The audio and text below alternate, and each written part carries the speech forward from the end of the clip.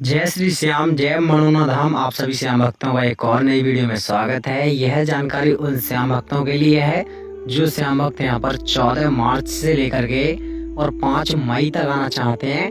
इन दोनों में महाराज जी कब कब बैठेंगे, कब कब नहीं बैठेंगे, कब आपको आना चाहिए, कब नहीं आना चाहिए, ताकि यहाँ आने के बाद महाराज जी आपको आशीर्वाद भी दे सकें और आपको श्याम जल भी पढ़ के दे सकें। यहाँ आने के बाद कौन कौन सी बीमारियाँ ठीक हो जाती हैं, कौन कौन सी बीमारियाँ ठीक नहीं होती हैं, कौन से दिन ज़्यादा भीड़ रहती है, कौन कौन से दिन कम भीड़ रहती है, कब आपको आना होगा, कब नहीं आना होगा, फिलहाल महाराज जी बैठ रहे हैं कि नहीं बैठ रहे हैं, वो भी आपको जानना बेहद ज़रूरी है। जो लोग यहाँ पहली बार आना चाहते हैं वो लोग वीडियो को फुल देख लेना, बिल्कुल भी वीडियो को काट काट के मत देखना। बाद में कमेंट करते हो कि महाराज जी बैठ रहे हैं कि नहीं बैठ रहे हैं, पूछते रहते हो। तो आप लोग अगर ये वीडियो फुल देख लोगे तो आपको पता चल जाएगा कि कैसे कैसे यहाँ आने के बाद क्या करना होगा, कैसे महाराज जी से श्याम जल पढ़वाएंगे और कैसे कहाँ से प्रसाद लेंगे, कहाँ प्रसाद चढ़ाएंगे। सभी बातें बारीकी बारीकी से बताने वाला हूँ। अगर आप लोग अकेले आ रहे हैं मनोना धाम, घर बैठे मम्मी पापा बहन भाई बेटा बेटी के लिए आशीर्वाद कैसे दिला पाओगे। जिन माताओं बहनों के अभी तक बच्चे की प्राप्ति नहीं हो पाई है तो वो कैसे प्रसाद यहाँ पर पढ़वा पाएंगे, कैसे श्याम जल पढ़वा पाएंगे। जिन लोगों में तरह तरह की बीमारियां हैं वो बीमारी कैसे ठीक करवा पाओगे वो भी आपको जानने को मिलेगा। तो सबसे पहले आपको लेना पड़ेगा महाराज जी से आशीर्वाद। ये सबसे मेन मुख्य काम है। महाराज जी के पास पहुंचोगे, आशीर्वाद लोगे, श्याम जल पढ़वाओगे, थोड़ा श्याम जल वहीं पिलाएंगे और बाकी का श्याम जल आपको दे देंगे। अब ध्यान रखोगे जो लोग यहाँ पहली बार आ रहे हैं वो आएंगे सबसे पहले बरेली रेलवे स्टेशन और दूसरा है आंवला रेलवे स्टेशन। नज़दीकी 2 ही रेलवे स्टेशन है, वहाँ आप लोग उतर सकते हैं। उतरने के बाद आप लोगों को ई रिक्शा टेम्पो बुक कर लेना है। बुक करने के बाद आपको ध्यान रखना है, उनसे कहना है कि हमें जाना है मनोना धाम। वो आपको मनोना धाम लाके छोड़ देंगे यहाँ पर। यहाँ आते ही आप लोगों को लाइन में लगना होगा। अब कौन सी लाइन में लगना है वो भी आप लोग जान लें। सबसे पहले लगना महाराज जी वाली लाइन में, क्योंकि काफ़ी लोग यहाँ पहली बार आते हैं तो मालूम नहीं रहता है कि कौन सी लाइन में पहले लगना चाहिए। तो आप लोग जब भी महाराज जी वाली लाइन में लगे तो सुबह 4 बजे, 5 बजे, 6 बजे या 7 बजे तक लग जाना। ये टाइमिंग सबसे बेस्ट है। अगर इस टाइम पे आप लोग लग जाते हैं महाराज जी वाली लाइन में ना, तो लगभग आपका 2 घंटे में 3 घंटे में नंबर आ जाएगा। जिन लोगों में काफ़ी तरह की बीमारियां रहती हैं, काफ़ी खतरनाक बीमारियां रहती हैं और वो ठीक होने का नाम नहीं लेती हैं, तो आप लोग 3 से 4 श्याम जल की बोतल पड़वा के ले जाना और महाराज जी के पास पहुंचो आप लोग तो अपनी बीमारियां परेशानियां बता देना।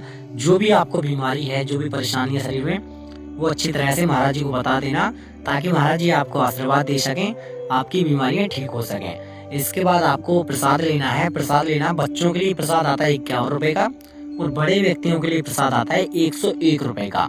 ध्यान रखोगे अगर आप लोगों को अर्जी भी लगानी है साथ साथ में, तो जो 101 रुपए का प्रसाद लोगे उसी के साथ में अर्जी फार्म निःशुल्क मिलता है, फ्री में। आपको अर्जी फार्म ले लेना है और उसे भर लेना है। अगर आपसे नहीं भरना आता है तो दुकान वाले की सहायता अच्छी से ले लेनी है और वो भर के दे देगा आपको। और अपनी तरफ से 60 रुपए उसमें रख देने हैं, ध्यान रखोगे। और 1 रुपया रखा हुआ होता है पहले से ही। अर्जी जो फार्म लगता है, अर्जी लगाई जाती है 61 रुपए की लगाई जाती है मनोना धाम पर। मनोना धाम का एक महत्व जरूर रहता है कि आपका थोड़ा टाइम तो खर्च हो सकता है मगर पैसा ज़्यादा खर्च नहीं होगा।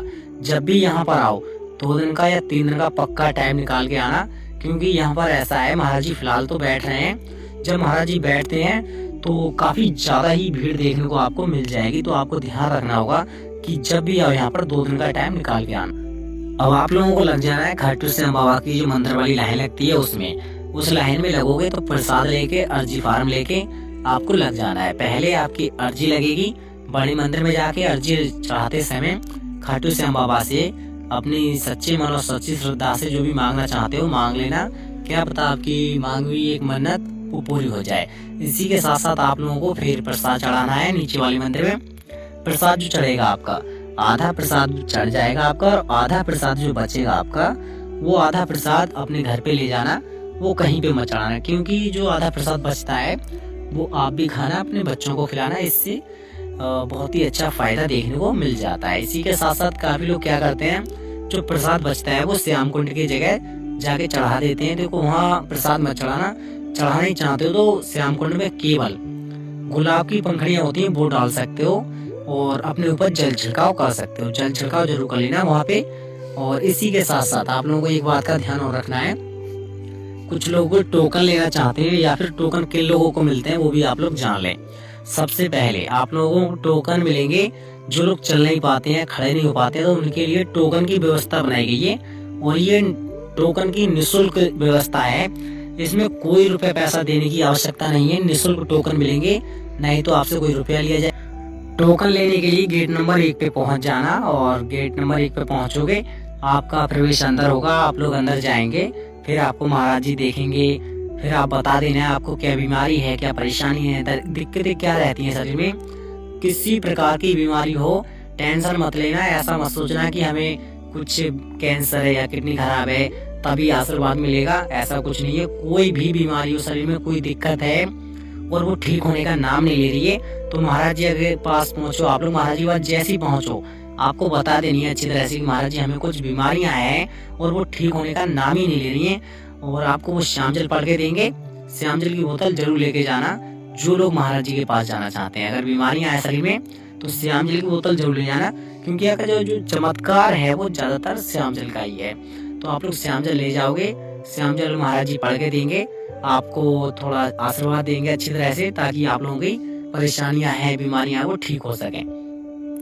इसी के साथ साथ आप लोगों को ध्यान रखना होगा, अगर किसी क्रिटिकल हालत मरीज को लाना चाहते हो, जैसे कि थोड़े बीमारियों रहते हैं ज्यादातर, तो उन लोगों के लिए ऑनलाइन टोकन भी कटवा सकते हो। ऑनलाइन टोकन का सिस्टम चलाया गया है, एक ऐप्स है मनोना धाम के नाम से, तो उसके जरिए आप लोग ऑनलाइन टोकन ले सकते हो। ऑनलाइन टोकन कटवाने के बाद आपका डायरेक्ट नंबर आ जाएगा और यहाँ करके आप अपने मरीज को दिखा सकते हैं। इसी के साथ साथ आपको ध्यान रखना होगा कुछ बातों का जो मैं बता देता हूँ।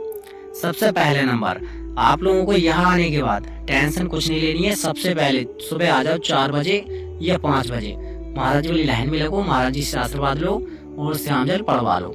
अब जो लोग यहाँ पर 1500 किलोमीटर दूर से आ रहे हैं उन लोगों की थोड़ी दिक्कतें रहती हैं रुकने की और खाने की व्यवस्था, मैं आपको बता देता हूँ डिटेल में। सबसे पहले आपको वीआईपी होटल बुक कर लेना है। अगर आप लोगों के बस में रहता है तो पैसा वगैरह है आपके पास, तो आप लोग वीआईपी होटल में भी रुक सकते हैं। अब निःशुल्क कैसे रुक पाओगे वो भी मैं बता दूंगा।